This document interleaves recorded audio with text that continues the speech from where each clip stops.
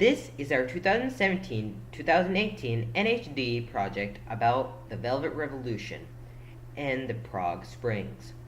This production was made by Parthvi Parekh, Varun Gite, Pooja Shah, Ishan Bansal, and me, Sai Krishna K. Gulmapalli.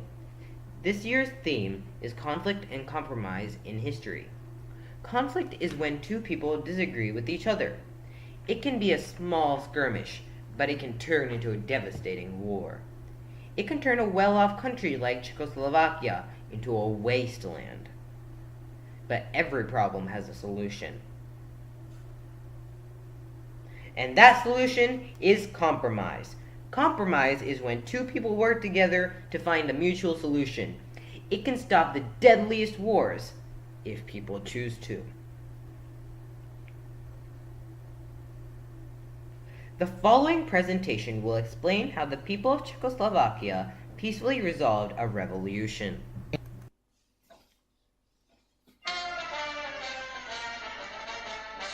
The year is 1918 and is the end of World War I and the fall of the Austrian-Hungarian Empire and the Habsburg monarchy. People were celebrating the Allies' victory over Germany.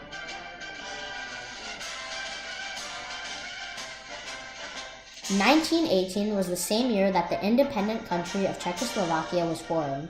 The country was made up of the Czech lands of Bohemia, Moravia, as well as the Czech Silesia and Slovakia. Czechoslovakia was a landlocked country in Europe, with Germany to the west, Austria and Hungary to the south, and Poland to the north. The capital was Prague. During the time from 1918 to 1938, Czechoslovakia was a peaceful democracy where the country grew and did very well. The first elected president of Czechoslovakia was Tomáš Masaryk, also called the father of the country, who set up a solid education system that brought all ethnic groups together. There were many big industries that started in Czechoslovakia, like automobiles, including Skoda, heavy machinery and steel, porcelain and glass, and distilleries. Czechoslovakia was the 10th biggest industry in the world.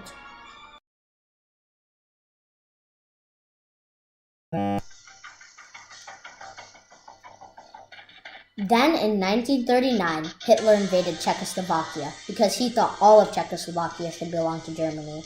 The German occupation of Czechoslovakia was a very tough time for the people of Czechoslovakia. Then, finally in 1945, World War II ended with a great defeat of Hitler and the Nazis, were pushed out of Czechoslovakia by the Russian armies.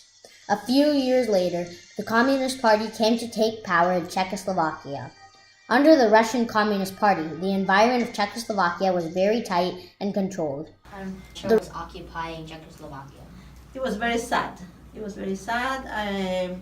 People were not, of course, they were not free. They couldn't travel. They couldn't do whatever they wanted. They couldn't own anything. Everything was owned by the Russians.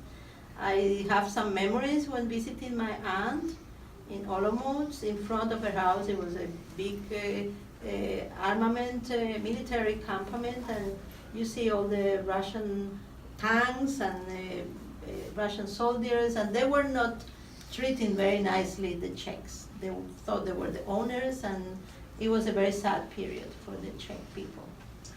The oppression due to this Russian political setup led to a lot of pain among the Czechoslovakian people.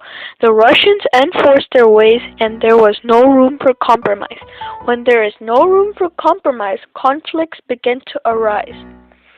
In January 1968, Alexander Dubček became the first Secretary of Czechoslovakia. He was a Slovak who cared about liberal reforms. In the first few months of his term, Dubček introduced a series of political and economic changes. For example, it included freedom of speech. Dubček's effort to establish communism with a human face was celebrated across the country. He was sort of a compromise for the Czechoslovakian people, and this seemed to reduce tensions in the country for a little while. However, the government in Russia did not like Dubček's liberal ways and wanted to push stricter communism in Czechoslovakia. The Czechoslovakians were enraged by the Russian command, and this led to reforms movement known as Prague Spring. The Prague Spring is the name given the brief period of freedom when Alexander Dubček ruled the Czechoslovakian government and wanted a more democratic and less communist government. At the time, students started leading protests against Russian communism. They wanted more freedom and to be able to make their own choices. Education at universities gave students the means to discuss and object to what they thought was an unfair rule. Then on August 20th, 1968, the Soviet Union replied to Dubček's reforms and the student protest with an attack on Czechoslovakia by 600,000 Warsaw Pact troops. Prague was not eager to give way, but the smaller students' resistance was no match for the Soviet war machines. Russia forced the replacement of Dubček with the loyal pro-Soviet Gustav Husak, who remade an authoritarian communist rule in the country. We believe the students of Prague were very brave to stand up against the Russian government. As students, we feel it is very important to learn and understand about governments and be able to talk about their thoughts and opinions. To avoid conflict and compromise, people have to talk about the issues and problems with each other. In 1989, a communist government spread across from Eastern Europe. Prague again became the scene of riots for democratic reforms. In December 1989, Husak's government conceded for demands for a multi-party parliament. Husak resigned, and for the first time in 2 decades, Dubček returned to the politics as the chairman of the new parliament, which subsequently elected playwright Václav Havel as president of Czechoslovakia. Havel had come to fame during the Prague Spring, and after the Soviet crackdown, his plays were barred and his passport removed. The Velvet Revolution was a non-violent transition of power in what was the Czechoslovakia occurring from November 17 to December 29, 1989. And then when the Velvet Revolution took place, do you think it was going to last and why? Velvet Revolution started before 1989, and it was due mostly because of Mr. Havel, Václav Havel. He was a playwright. He was not a politician in those days, but he was a very good leader.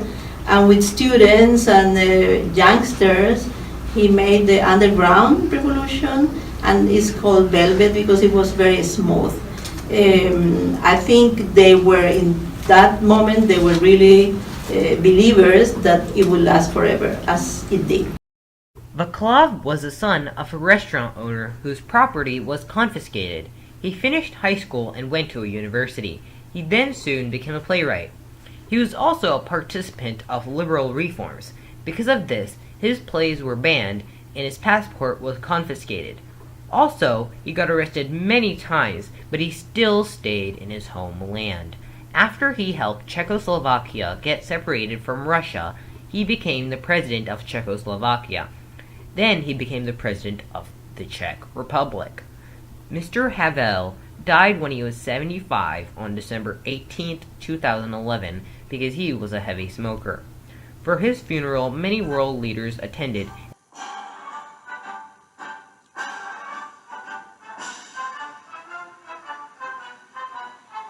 The documentary that you have just watched is our 2017 to 2018 NHD project about the 1968 Prague Spring and the 1989 Velvet Revolution, which took place in Czechoslovakia.